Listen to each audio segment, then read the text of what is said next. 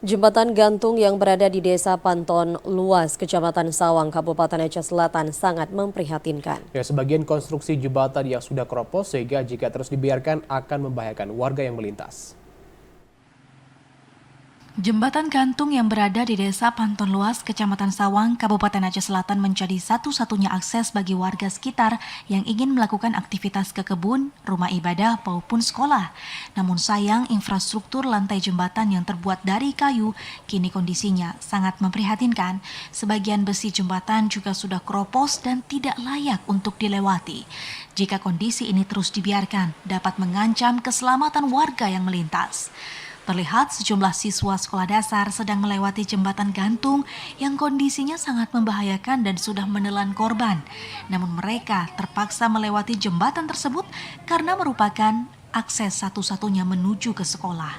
Salah seorang guru SD, Novi Ferianti, mengatakan kondisi jembatan tersebut sudah tidak layak untuk dilewati.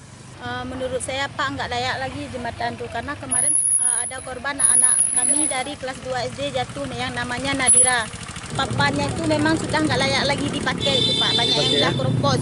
Harapan kami sebagai guru maupun masyarakat di sini harus secepatnya dapat bantuan untuk membangun jembatan kami ini.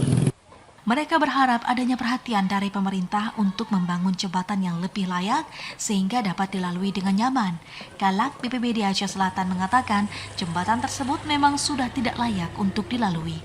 Melihat kondisi jembatan yang hari ini memang sangatlah prihatin sekali karena ini kalau boleh kita katakan ini harus jembatan ini harus diganti dengan jembatan yang baru melihat konstruksinya yang sudah keropos sekali.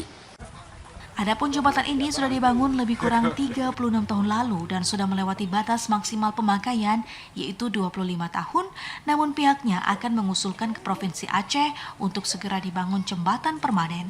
Warga Desa Panton Luas berharap jembatan tersebut dapat segera dibangun agar tidak membahayakan para siswa dan warga sekitar yang melintas. Dari Aceh Selatan, Asuliadi, TVRI melaporkan.